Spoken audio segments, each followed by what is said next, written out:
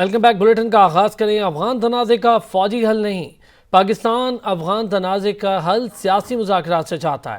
وزیر اعظم عمران خان نے دو ٹوک موقف اپناتے ہوئے واضح کیا، دشمن قوتوں کو پاک چین تعلقات کو کمزور کرنے کی اجازت نہیں دیں گے۔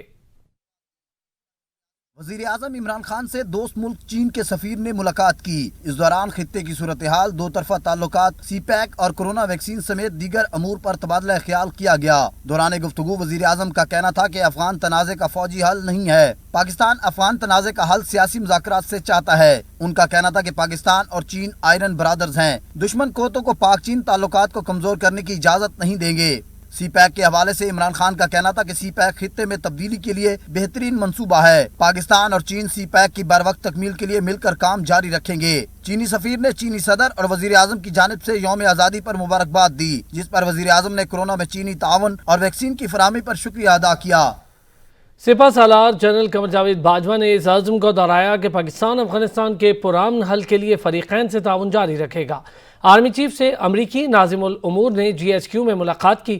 اس دوران باہمی دلچسپی کے امور پر بات چیت کی گئی۔ آئی ایس پی آر کی طرف سے جاری کردہ بیان کے مطابق پاک فوج کے سپہ سالار جنرل قمر جاوید باجوہ سے امریکی ناظم الامور کی ملاقات جی ایچ کیو میں ہوئی ہے۔ ملاقات کے دوران باہمی دلچسپی کے امور پر بات چیت کی گئی۔ ملاقات کے دوران افغانستان سمیت سیکیورٹی صورتحال اور مختلف شعبوں میں تعاون کے حوالے سے تبادلہ خیال کیا گیا۔ ملاقات کے دوران آرمی چیف نے کہا کہ پاکستان افغان امن عمل میں کردار ادا کرتا رہے گا۔ پاکستان افغانستان کے پرامن حل کے لیے فریقین سے تعاون جاری رکھے گا۔ آئی ایس پی آر کے مطابق امریکی ناظم الامور نے خطے میں امن کے لیے پاکستان کی مسلسل کوششوں کا اعتراف کیا اور امریکی ناظم الامور نے دونوں ممالک میں باہمی تعلقات کو مزید فروغ دینے کے عزم کو دہرایا۔ پاکستان نے ایک بار پھر را این ڈی ایس گٹھ جوڑ کو عالمی فورم پر بے نقاب کرنے کا اعلان کر دیا۔ ترجمان دفتر خارجہ زاہد حفیظ چودھری کہتے ہیں، افغان سرزمین کے پاکستان کے خلاف استعمال پر بارہا افغانستان کو متنبع کر چکے۔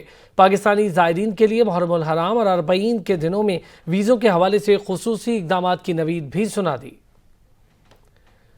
وزیر اطلاعات فواد چودھری کا کہنا ہے، افغانستان کے واقعات کا اثر پاکستان پر پڑ سکتا ہے۔ کابل میں ایسی حکومت چاہتے ہیں جو عوام کی نمائندہ ہو۔ افغان قیادت کے اثاثے اور خاندان بیرون ملک ہیں۔ افغان عوام غربت اور مشکلات میں مبتلا ہے۔ وزیر داخلہ شیخ رشید احمد نے افغانستان میں پھنسے میڈیا ورکرز کے لیے اہم ویزا پالیسی کا اعلان کر دیا۔ ایک بیان میں شیخ رشید احمد نے کہا، حکومت پاکستان نے افغانستان میں پھنسے صحافیوں اور میڈیا کارکنان کے لیے ویزا پالیسی میں نرمی کا اعلان کیا ہے۔ وزیر داخلہ نے کہا، جو صحافی میڈیا کارکنان پاکستان کے راستے افغانستان چھوڑنا چاہتے ہیں وہ پاکستان کا ویزا اپلائی کریں۔ افغانستان میں جاری لڑائی میں شدت آ گئی۔ طالبان نے قندھار اور ہلمند کے بعد مزید دو صوبائی دارالحکومتوں پر قبضہ جما لیا۔ لوگر کے مرکزی شہر پل علمی اور غور پر قبضے کے بعد ارزگان پر قبضے کے لیے شدید جھڑپیں جاری ہیں۔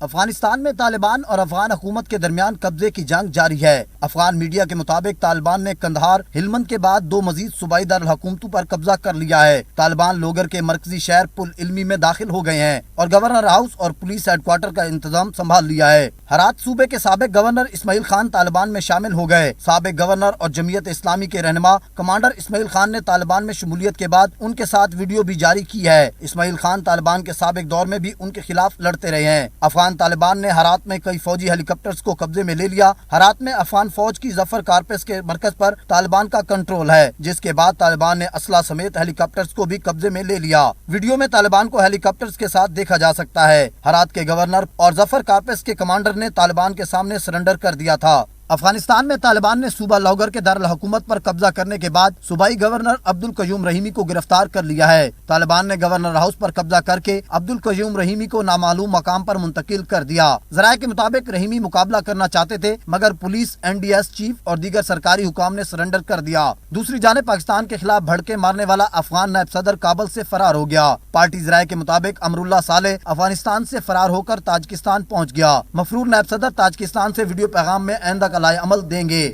افغان طالبان نے بھارتی ایئر فورس کے طیارے کو قبضے میں لے لیا ہے۔ افغان طالبان نے صوبہ ہرات کے ایئرپورٹ پر قبضہ کرنے کے بعد ایک جنگی طیارے کو قبضے میں لے لیا۔ طالبان ذرائع کے مطابق قبضے میں لیا جانے والا طیارہ بھارتی ایئر فورس کا ہے، جسے افغانستان میں طالبان کے خلاف استعمال کیا جا رہا تھا۔ افغانستان کی صورتحال پر دوحہ میں ہونے والا 3 روزہ اجلاس ختم ہو گیا۔ اجلاس کے شرکاء نے افغانستان میں تشدد کے واقعات اور شہریوں کی ہلاکتوں پر تشویش کا اظہار کیا۔ اعلامیے میں کہا گیا کہ فریقین اعتماد سازی اور فوری جنگ بندی کے لیے اقدامات اٹھائیں۔ افغان طالبان سے افغانستان کے شہروں اور صوبائی دارالحکومتوں پر حملے روکنے کا مطالبہ بھی کیا گیا۔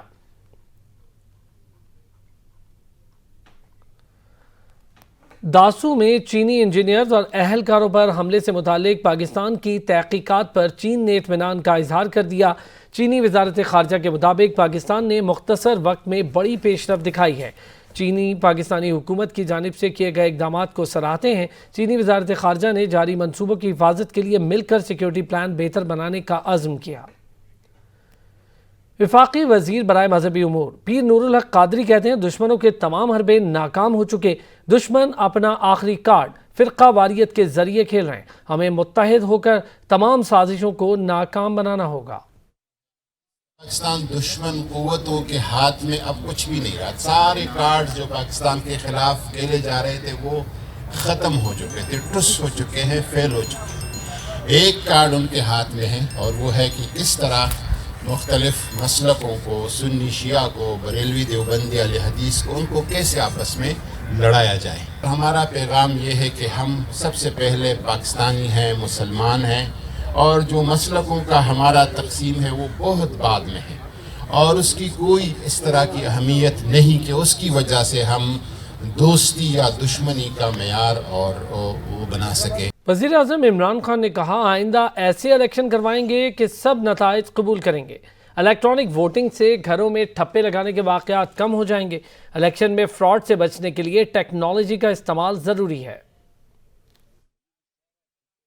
یہ میں سمجھتا ہوں کہ جو فراڈ ہوتا ہے معاشرے میں، جو الیکشن کے اندر فراڈ ہوتا ہے، اس کا سارے کا حل ٹیکنالوجی ہے۔ ڈیٹا اور ٹیکنالوجی، ان دونوں کا استعمال کر کے ہم انشاءاللہ پہلی دفعہ پاکستان میں الیکشن بھی ایسا کروائیں گے جو سب رزلٹ قبول کر لیں گے، اور اس کی وجہ یہ ہوگی کہ ٹیکنالوجی کو ڈیٹا کے ساتھ سنک کر دیں گے، اور یہ جو سارا ٹھپے لگانا اور یہ بیلٹ بھرنا اور یہ جو جعلی ایک گھر کے اندر کوئی 100 ووٹس رجسٹر کروانا، یہ سب ختم ہو جائے گا۔ مسلم لیگ نواز نے ریاست مخالف ٹرینڈز پر مبنی حکومتی رپورٹ مسترد کر دی۔ لیگی رہنماؤں کا کہنا ہے کہ رپورٹ میں صحافیوں اور سیاست دانوں کو اسرائیل اور بھارت کے برابر لا کھڑا کیا۔ حکومتی رپورٹ میں ریحام خان کو بھی ملک دشمن افراد میں شامل کیا۔ وزیر مملکت فاروق حبیب نے کہا وزیر اعظم کا ویژن ہے ریاست کمزور طبقے کا ساتھ دے۔ پاکستان کو بے شمار قربانیاں دے کر حاصل کیا گیا۔ ملک کے نظام میں بنیادیں عدل و انصاف پر قائم ہیں۔ ہم نے اس ملک میں طاقتور کو قانون کے تابع لانا ہے۔ جلد سے جلوس چھوڑے، ان ہاؤس تبدیلی کا سوچیں۔ نون لیگ کے رہنما بھی بلاول بھٹو کی تجویز سے متفق ہو گئے۔ متوالوں نے قیادت کو صاف کہہ دیا۔ پنجاب اسمبلی میں نون لیگ کی جانب سے وزیر اعظم سے متعلق نازیبا ریمارکس پر حکومتی اراکین سراپا احتجاج ہو گئے۔ پینل آف چیئرمین نے 2 لیگی ایم پی ایس کو ایوان سے نکال دیا۔ ایک اور سیاسی ملزم کو بیرون ملک جانے کی اجازت مل گئی۔ سندھ ہائی کورٹ نے پیپلز پارٹی کے رہنما شرجیل انعام میمن کو بیرون ملک جانے کا پروانہ جاری کر دیا۔ فیاض الحسن چوہان کو پنجاب حکومت نے ترجمان مقرر کر دیا ہے۔ وزیر اعلیٰ پنجاب عثمان بزدار نے ترجمان مقرر کرنے کی منظوری دے دی۔ فیاض الحسن چوہان نے کہا مجھے ذمہ داری سونپی گئی ہے، اس پر پورا اتروں گا۔ گورنر اسٹیٹ بینک رضا باقر نے کہا آئی ایم ایف نے پاکستان سمیت دنیا بھر کی معیشت کے لیے اہم قدم اٹھایا ہے۔ آئی ایم ایف معاشی سہارے کے لیے فنڈز کا اجرا کر رہا ہے۔ 2 ارب 77 کروڑ ڈالر ملنے سے زر مبادلہ ذخائر میں اضافہ ہوگا۔ امید ہے ملک کے ذخائر تاریخ کی بلند ترین سطح پر جائیں گے۔ آئی ایم ایف نے جو بڑا ہی ایک اہم قدم اٹھایا، نہ صرف پاکستان کے لیے بلکہ ساری گلوبل اکانومی کے لیے، اس کو پاکستان ویلکم کرتا ہے۔ 2.77 بلین ڈالرز کے ایکویولنٹ جو ایس ڈی آرز آئیں گے، یہ سب سے پہلے تو ہمارے ریزروز کو بڑھائیں گے۔ ہمیں امید ہے کہ ہمارے جو اسٹیٹ بینک کے ریزروز ہیں وہ ہسٹوریکل ہائیز پہ پہنچ جائیں گے اور پہلا جو ریکارڈ ہے اس کو بریک کر دیں گے، اور یہ خبر ہم سب کے لیے بڑی خوشی کی خبر ہونی چاہیے کہ اس ملک کے جو فارن ایکسچینج کے ریزروز ہیں ہسٹوریکل ہائیز پہ انشاءاللہ۔ مسابقاتی کمیشن نے شوگر ملز ایسوسی ایشن کو 44 ارب روپے کا جرمانہ کر دیا۔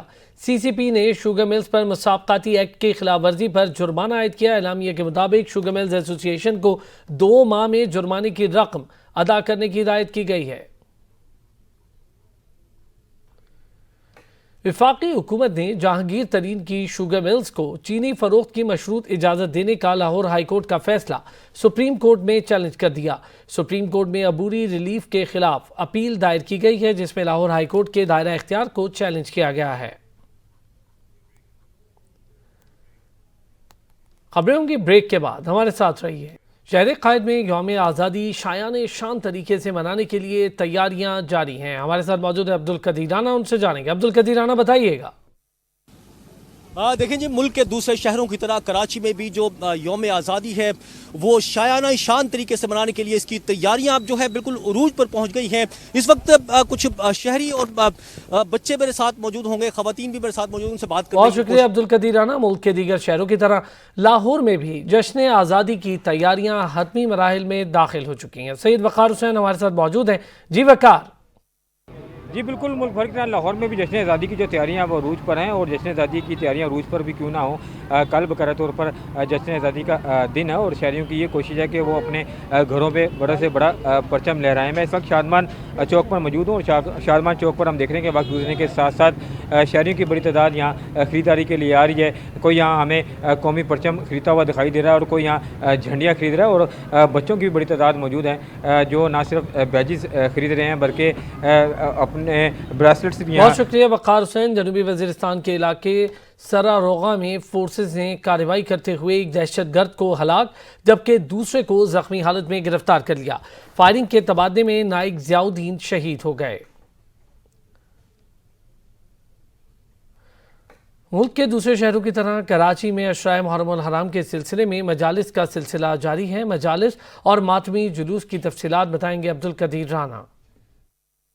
عزا خانہ محفل شاہ شہیدہ سولجر بازار میں محرم الحرام کی چوتھی مجلس سے سورہ عصر کے موضوع پر خطاب کرتے ہوئے علامہ شہنشاہ حسین نقوی نے کہا کہ خالق کائنات نے حضرت محمد مصطفیٰ صلی اللہ علیہ وآلہ وسلم کے ذکر کو بلند کیا ہے۔ اس ذکر پاک کی برکت ہمیں بلندی عطا کرتی ہے۔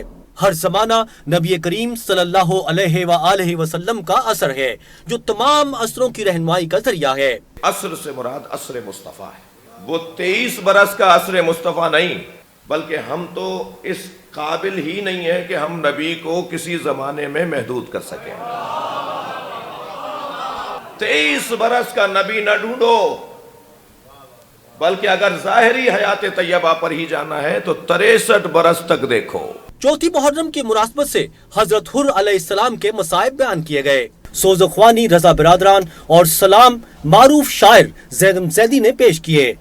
ذہن اگر ہے الجھا الجھا، دل بھی اگر ہے جان میں ہے، محفل ذکر حسین میں آ جا، یہ تو تیرے امکان میں ہے۔